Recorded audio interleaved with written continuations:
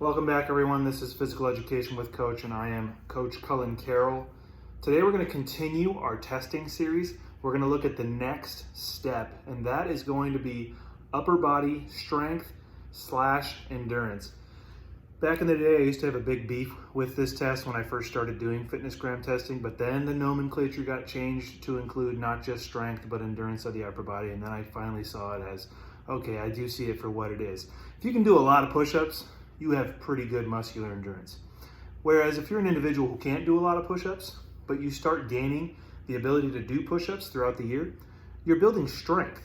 So it makes sense to have both of those overarching topics in the title of what we are ultimately testing here: upper body strength and endurance. As you can imagine, like I just said, we're going to be doing the push-up. And I know at this moment in the video, everybody just went, "Oh, are you kidding me?" I say the same thing. I'm not a huge lover of push-ups. I know they're difficult for most people because they really don't just demand upper body strength. They kind of demand full body strength. It's a very difficult calisthenic to accomplish, which is why we're going to work on it for the entire year, because I think it's something that truly has the opportunity to benefit a lot of people. In fact, there was an Oxford study published a couple years ago that showed that men and women who could do anywhere from 30 to 40 push-ups plus typically typically also showed higher levels of aerobic fitness, and that led to a longer, what we call longevity, vitality, right? A longer life expectancy, okay? So just, if you hate push-ups that much, think of it as an opportunity to extend your life. So once you get past high school, you can be able to do something else that allows you to live longer and enjoy life. All right, so here's what you're gonna need. You're gonna need your body, obviously. You can keep your cap and your shoes on today because we don't need to be doing any kind of strict measurements for weight or height or anything like that. But you do need to find yourself an object, okay? One of the most difficult parts about doing a push-up, and the number one error that people make, is not getting enough depth. Now, the way that I like to combat that is, first off, I like to lay out the standard for you.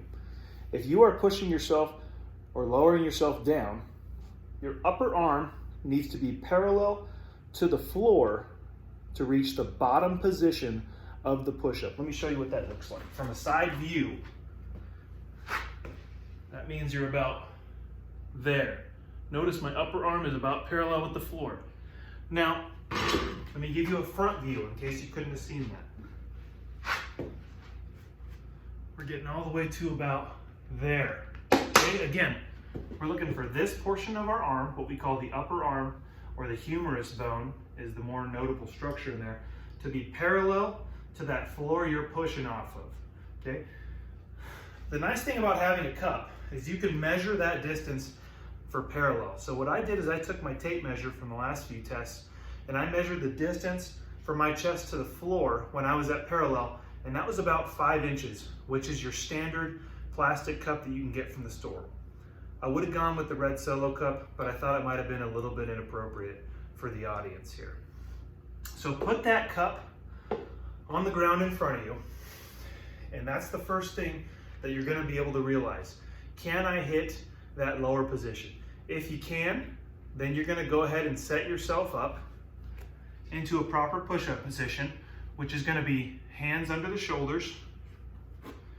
Body should be straight like a plank, and you're going to try and do as many push-ups as you can to parallel and back up. Okay, let me give you the side view real quick. Hands under the shoulders, body flat like a plank, lower, touch, come back up, lower, touch, come back up, okay? Now again, I want you to try and do as many as possible. The first error you're looking for is, if I can't touch that cup, then my test is done. The second error I want you to think about is the hips sagging, or what we call the butt going up in the air, right? I guess that wasn't a very good term, but that's what we'll call it here. Let's go over what it looks like for when the hips sag. So imagine you're getting tired, you're coming down, you hit the bottom position. First thing that does is your upper body comes up and your butt stays on the floor, okay? That's a hip sag. That's a strike. That repetition does not count, but you have the opportunity before your knees touch the ground to reset into the plank position and try it again. And if you can keep going properly, then you're good. All right, the second error that I want you to think about, or I guess this would really be the third error, is going to be the hips hiking up. So that's gonna look as if maybe you're coming down into the bottom position and you shoot the butt back in order to take weight off of the upper body and push yourself back up. Now again, you have the opportunity to reset if it's your first strike. But if it is your second strike, then the test is over.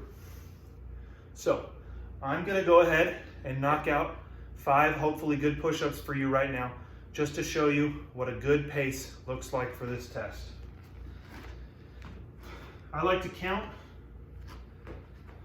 1 1,000, 2 1,000. So that's 1. 1 1,000, 2 1,000, that's 2.